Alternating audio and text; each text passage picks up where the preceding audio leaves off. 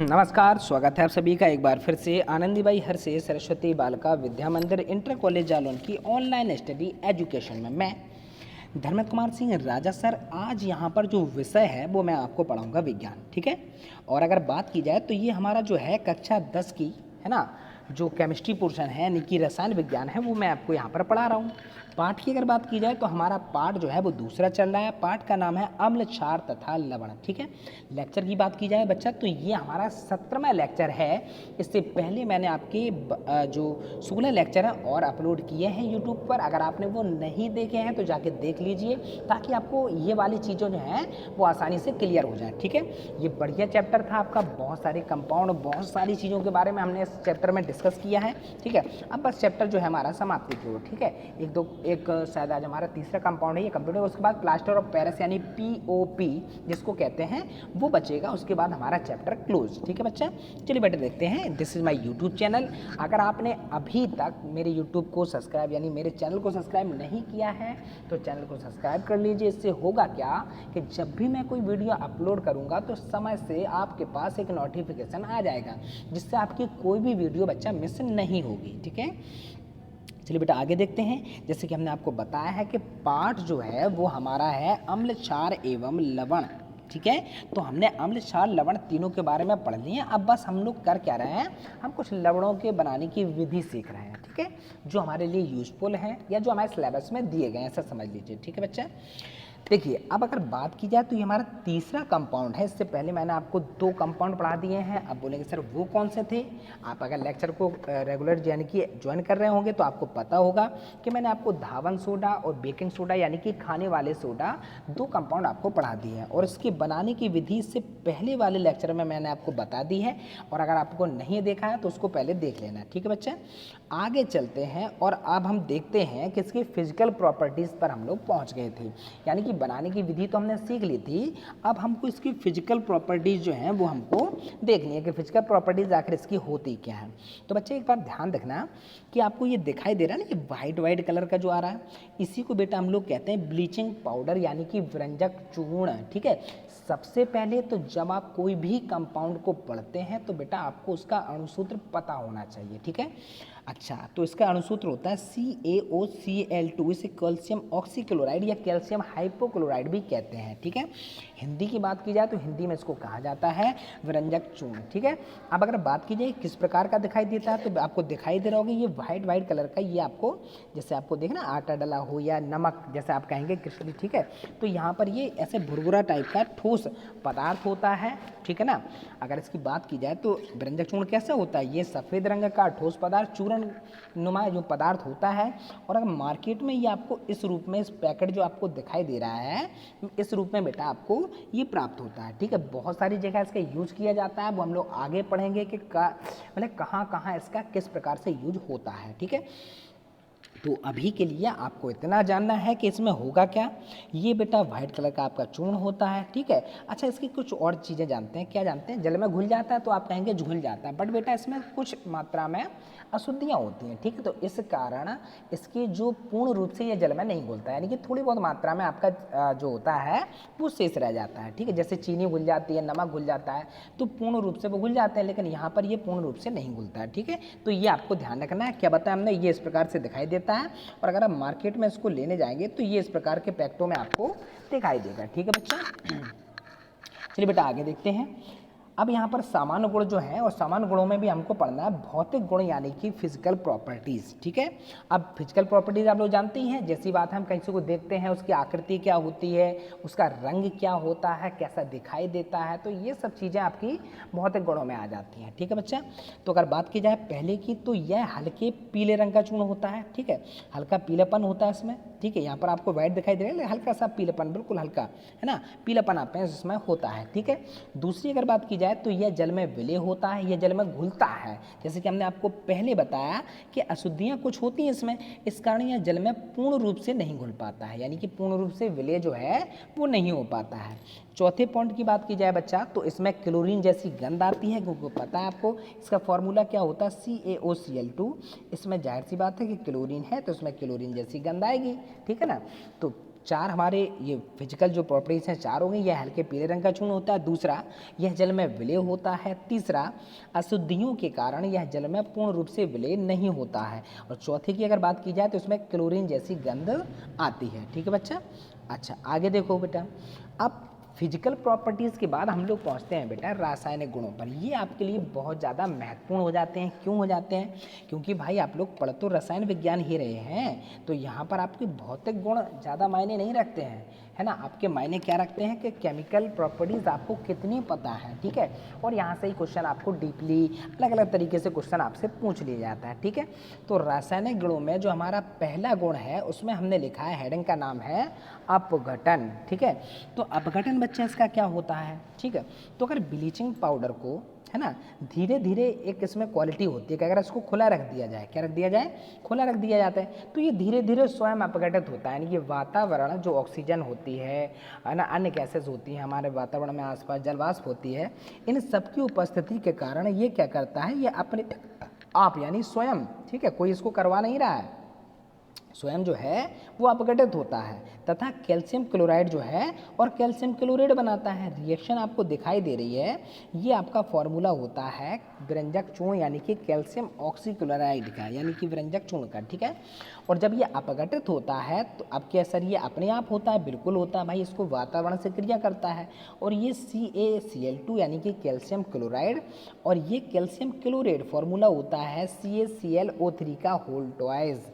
ये फॉर्मूला ध्यान रखें, आपसे परीक्षा में पूछ लिया जाता है। क्या पूछ लिया जाता है? कैल्शियम क्लोराइड का फॉर्मूला क्या है? तो बेटा ये आपको याद रखना है। हम लोग गुण किसके पढ़ रहे हैं? हम लोग गुण पढ़ रहे हैं व्यंजक चूर्ण के। पहला पॉइंट क्या है आपका रासायनिक गुणों में? अपघटन। तो अगर बात की जाए, बस केयरफुली आपको सुनना है बहुत अच्छे से, ठीक है ना। तो ब्लीचिंग पाउडर जो है वो धीरे धीरे स्वयं अपघटित होकर कैल्शियम क्लोराइड और कैल्शियम क्लोरेट को बना लेता है। रिएक्शन आपको याद करनी है बच्चा, 6CaOCl2, एरो के बाद हमको लिखेंगे 5CaCl2 प्लस के CaCl3 का होल ट्वाइस। ठीक है, तो ये आपका कैल्शियम क्लोराइड का फॉर्मूला होता है। हाँ, एक चीज़ और, जैसे मान लीजिए आपको ये नहीं पता किसका सूत्र है, तो बेटा आप इसके नीचे लिखेंगे, क्या लिखेंगे आप इसको हिंदी में लिखना चाहें तो हिंदी में यहाँ पर लिखेंगे आप लोग व्यंजक चूर्ण, लिख लिया करो वहीं पर। ठीक है, और आपको ये पता चल गया, जब भी रिएक्शन लिखा उसके नीचे उसके फॉर्मूले का नाम जरूर लिखा करें। ठीक है, ये क्या होता है? कैल्शियम, है ना, तो क्लोराइड, तो यहाँ पर ऐसा लिखा है कैल्शियम, फिर आप यहाँ लिखा करें क्लोराइड। यहाँ पर स्क्रीन पे बहुत बड़ा बड़ा लिख रहा है, आपको बेटा उसी के नीचे उसका नाम अंकित करना है, यानी कि पॉइंट करना है, ताकि आपको चीज़ें याद रहें, फॉर्मूले आपको याद रहें। बिना फॉर्मूले याद के आप रिएक्शन नहीं कर पाएंगे। ठीक है बच्चा, चलिए देखते हैं रासायनिक गुण दूसरा क्या है। जैसे कि लिखा है कार्बन डाइऑक्साइड से अभिक्रिया। ठीक है, तो हमको जो है वो कार्बन डाइऑक्साइड से अभिक्रिया बतानी है। ठीक है ना, कार्बन डाइऑक्साइड से अभिक्रिया करनी है, किसकी करनी है? चूंकि आप कहेंगे गुण तो सर चल रहे हैं CaOCl2, किसका सूत्र होता है? व्यंजक चूर्ण का। इंग्लिश में क्या कहते हैं? Bleaching powder. ठीक है ना, तो कार्बन डाइऑक्साइड के चूंकि गुण इसके चल रहे हैं व्यंजक चूर्ण के, तो सारी अभिक्रियाएं जो हैं वो कैल्शियम ऑक्सीक्लोराइड यानी कि व्यंजक चूर्ण की ही होंगी। ठीक है बच्चा, तो अगर क्या लिखा है इसमें? कार्बन डाइऑक्साइड से क्रिया करके यह क्या बनाता है? क्लोरीन गैस बनाता है। ठीक है, और इसी कारण अभी हमने क्या बताया था भौतिक गुणों में, एक पॉइंट मैंने आपको यहाँ पर पढ़ाया था। क्या पढ़ाया था? इसमें क्लोरीन जैसी गंध आती है, पढ़ाया था। क्यों बताया था? तो यहाँ पर आपको आंसर मिल रहा है, क्या मिल रहा है कि कैल्शियम ऑक्सीक्लोराइड की अभिक्रिया यानी कि व्यंजक चूर्ण की अभिक्रिया यदि हम कार्बन डाइऑक्साइड से कराते हैं तो कैल्शियम कार्बोनेट और क्लोरीन गैस प्राप्त होती है। इसी क्लोरीन गैस की वजह से जो आपका व्यंजक चूर्ण होता है बच्चा, इसमें आती है गंध क्लोरीन गैस की। ठीक है, समझ में आ गया आपको? ठीक है ना, तो कार्बन डाइऑक्साइड से अभिक्रिया कराने पर किसकी? व्यंजक चूर्ण की अभिक्रिया कार्बन डाइऑक्साइड से कराने पर हमको CaCO3 तथा क्लोरीन गैस प्राप्त होती है। और फिर आपको रिएक्शन को लिख देना है। रिएक्शन क्या है? CaOCl2 प्लस के CO2 गिव्स CaCO3 प्लस के Cl2। ठीक है, चूंकि गैस है तो ये ऊपर की ओर एरो लगा है, ये एरो क्या बताता है कि क्लोरीन जो है वो गैस है, इसलिए वो ऊपर की ओर उड़ जाएगी। ठीक है, चलिए बच्चे आगे देखिए, दो हमारे कंप्लीट हो गए। तीसरा रासायनिक गुण क्या है वो भी देख ले, तनु अम्लों से अभिक्रिया। तनु अम्लों से हमको क्या करना है, अभिक्रिया करानी है। किसकी करानी है भाई अभिक्रिया, तो हम आपसे कहेंगे तनु अम्लों की अभिक्रिया होगी किससे होगी, गौर कीजिए, रासायनिक गुण जो हैं भैया वो आपके चल रहे हैं विरंजक चूर्ण के। तो हमने क्या कहा था, सारी अभिक्रिया जो है वो आपकी विरंजक चूर्ण से ही होंगी। ठीक है, तो विरंजक चूर्ण की अभिक्रिया किससे कराने पर, तनु अम्लों से। ठीक, यहाँ पर H2SO4 बेटा सांद्र भी होता है और तनु भी होता है। तो यहाँ पर हमने जो सल्फ्यूरिक अम्ल लिया है, H2SO4 का मतलब क्या होता है बच्चा, सल्फ्यूरिक अम्ल। ठीक है, शॉर्ट में हम इसको लिख रहे हैं, ये आप समझ लेना। और ये आपका विरंजक चूर्ण होता है। ठीक है, तो विरंजक चूर्ण की अभिक्रिया तनु H2SO4 से कराने पर हमको कैल्शियम सल्फेट है ना, जल तथा क्लोरीन गैस जो है वो प्राप्त होती है। ठीक है, फिर सुनना ध्यान से, कैल्शियम ऑक्सीक्लोराइड यानी कि विरंजक चूर्ण की अभिक्रिया तनु H2SO4 से कराने पर हमको CaSO4 तथा जल और यहाँ पर हमको क्लोरीन गैस जो है वो प्राप्त होती है। रिएक्शन आपको कंप्लीट कर लेनी है। रिएक्शन क्या होगी, CaOCl2 प्लस H2SO4 है ना, gives CaSO4 plus H2O plus के Cl2। ठीक है बच्चा, चलिए आगे देखते हैं बेटा। चौथा पॉइंट क्या कहता है, चौथा पॉइंट जो है यह जल से अभिक्रिया को दर्शाता है, यानी कि जल से क्या अभिक्रिया होगी। ठीक है, किसकी अभिक्रिया, फिर ध्यान रखें गुण हमारे चल रहे हैं विरंजक चूर्ण के, तो विरंजक चूर्ण की ही अभिक्रिया होगी किससे, जल से। अब हमको ये पढ़ना है कि यदि हम विरंजक चूर्ण को जल में मिलाते हैं या जल से अभिक्रिया कराते हैं तो क्या बनता है। तो सबसे पहले तो आप इसमें वेरी मोस्ट नोट कर लीजिए। ठीक है, आप इसमें तुरंत वेरी मोस्ट लगा लीजिए, क्योंकि यहाँ से भाई क्वेश्चन बहुत ज़्यादा बनता है। अब क्वेश्चन बनता क्यों है, पहले कैसा क्वेश्चन बनता है वो समझिए। पूरी थ्योरी हम लोग जानते हैं इसके बारे में। देखिए भाई, विरंजक चूर्ण का फॉर्मूला होता है CaOCl2। सबसे पहले तो भाई इसका विरंजक चूर्ण नाम क्यों पड़ा, पहला क्वेश्चन ये बनता है, तो उसका आंसर मिलेगा बच्चा आपको इसमें।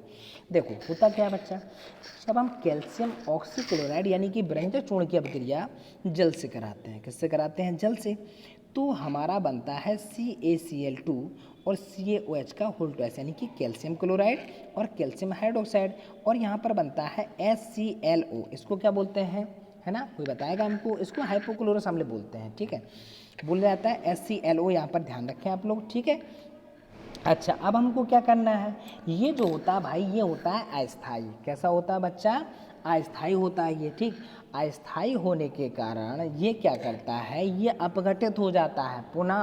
भाई अगर कोई अस्थाई कंपाउंड है तो वो फिर से अपघटित होगा और किसी स्थायी कंपाउंड में आके शांत हो जाएगा, यानी कि वो स्थिर हो जाएगा। ठीक है, तो यहाँ पर क्या होता है, पहले फिर समझें, कैल्शियम यानी विरंजक चूर्ण की अभिक्रिया जब हम जल से कराते हैं तो हमको कैल्शियम क्लोराइड है ना, कैल्शियम हाइड्रोक्साइड और HClO प्राप्त होता है।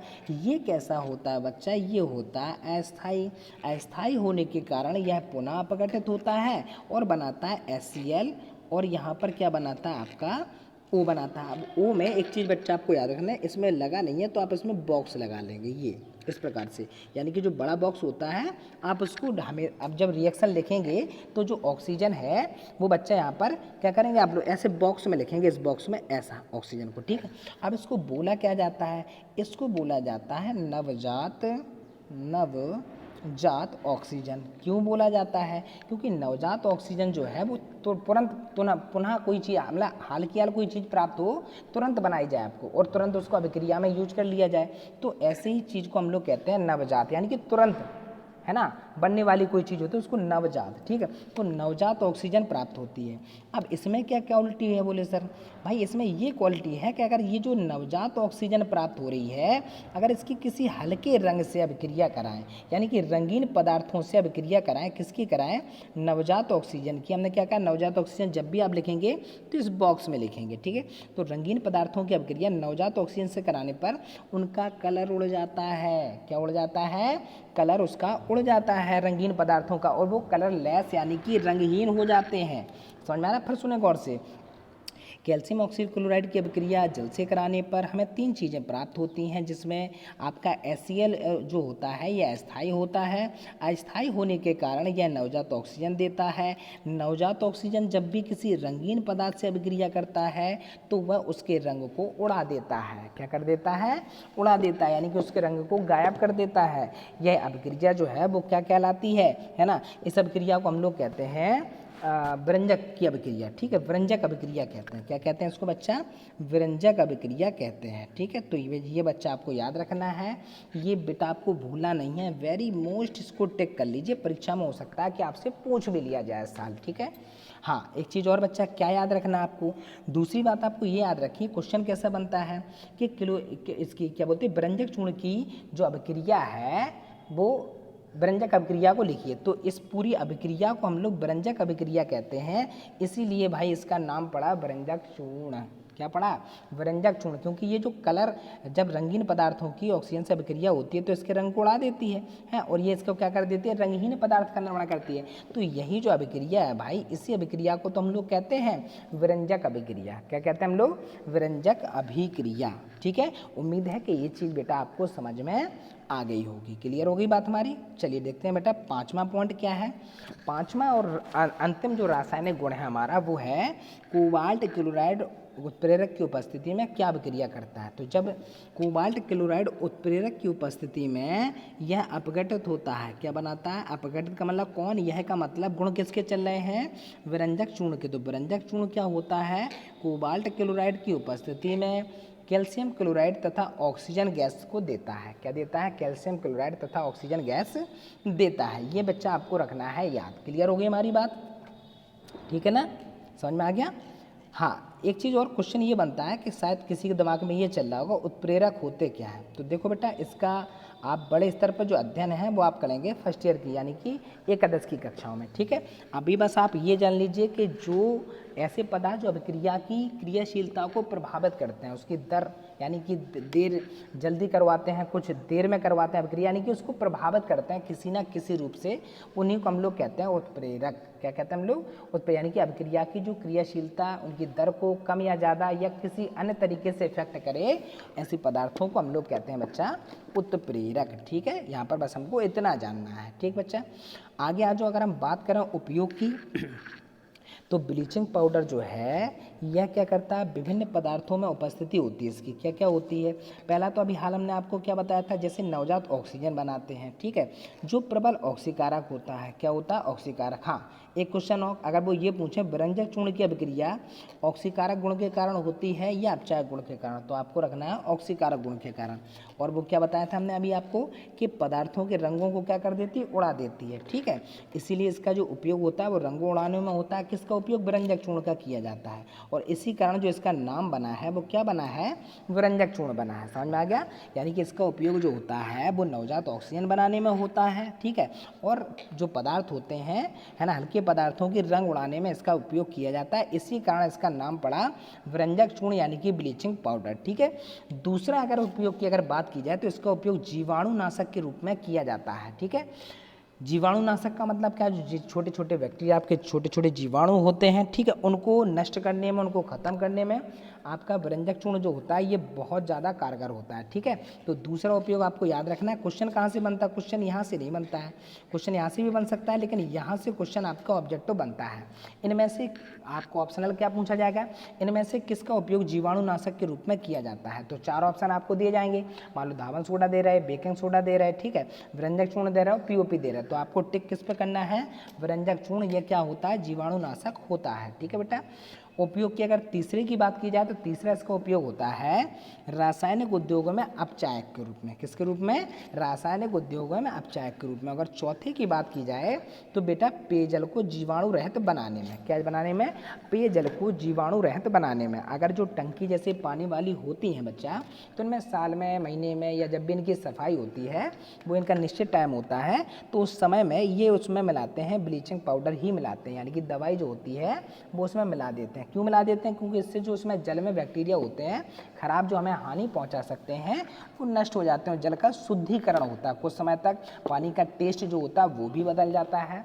पुराने समय में जैसे अब तो यहाँ पर हम लोग नल का समर है ना, कई तरीके हैं ना, गाँव में अभी भी कई ऐसे ग्रामीण क्षेत्र हैं जहाँ पर कुओं से पानी पिया जाता है आज भी। तो ऐसे ही सरकार जो होती है वो क्या करती है, उसमें दवाई मिलवा देती है बरसात में या किसी अन्य मौसम में, ताकि जो पीने वाला पानी है वो शुद्ध बना रहे और उसमें जो वहाँ का उपयोग कर रहे हैं, जो वहाँ की पब्लिक उपयोग कर रही है, वो आपकी बीमार ना पड़े। ठीक है बच्चा, तो आज के लिए लेक्चर पूरा जो है हमारा समाप्त होता है। और इस लेक्चर में हमने पूरा कंपाउंड जो था वो डिस्कस कर लिया, उसके भौतिक गुण, रासायनिक गुण, उसके उपयोग। और अगर आपको वीडियो पसंद आई है तो वीडियो को लाइक कर रहे होंगे बिल्कुल, ठीक है।